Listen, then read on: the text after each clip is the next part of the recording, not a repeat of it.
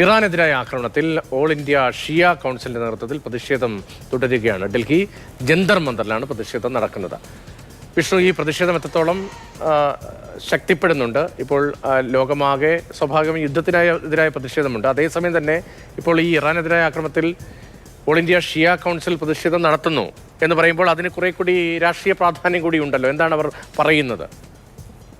തീർച്ചയായും രതീഷ്, കാരണം രാജ്യത്തിന്റെ വിവിധ ഭാഗങ്ങളിൽ ഇത്തരത്തിൽ ഖമനേനി കൊല്ലപ്പെട്ടു എന്ന് അറിഞ്ഞ നിമിഷം മുതൽ തന്നെ വലിയ രീതിയിലുള്ള പ്രതിഷേധങ്ങൾ ആരംഭിച്ചിരുന്നു. പ്രത്യേകിച്ച് ലക്നൌവിലും അതോടൊപ്പം തന്നെ ജമ്മു കാശ്മീരിന്റെ വിവിധ മേഖലകളിലും സമാനമായ രീതിയിലുള്ള പ്രതിഷേധങ്ങൾ നടന്നിരുന്നു. ബുദ്ഗാമിലും അതോടൊപ്പം തന്നെ പെഹൽഗാമിലും ഒക്കെ ഇത്തരത്തിലുള്ള റംബാൻ ഉൾപ്പെടെയുള്ള സ്ഥലങ്ങളിലാണ് ഇന്ന് പ്രതിഷേധം നടന്നിട്ടുണ്ടായിരുന്നത്.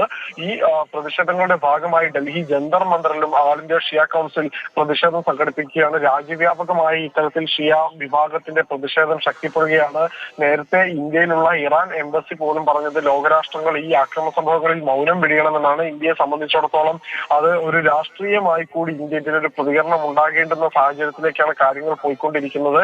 ആക്രമണം പലയിടങ്ങളിലായി തുടരുന്ന ഒരു സാഹചര്യം ഇപ്പോഴും നമുക്കറിയാം ഇറാനിലും ഒക്കെ ഉണ്ട്. അതുകൊണ്ട് തന്നെ നിലവിലെ ഈ ഒരു പ്രതിഷേധങ്ങൾ ഖമനേനിയുടെ മതം മാത്രമല്ല, ഇത്തരത്തിൽ ഇറാന് മുകളിൽ നടക്കുന്ന സംഘർഷങ്ങൾക്കും അതോടൊപ്പം തന്നെ ആക്രമണങ്ങൾക്കും എതിരെയുള്ള ഒരു പ്രതിഷേധമായി തന്നെ നമുക്കിതിനെ കാണാൻ സാധിക്കും.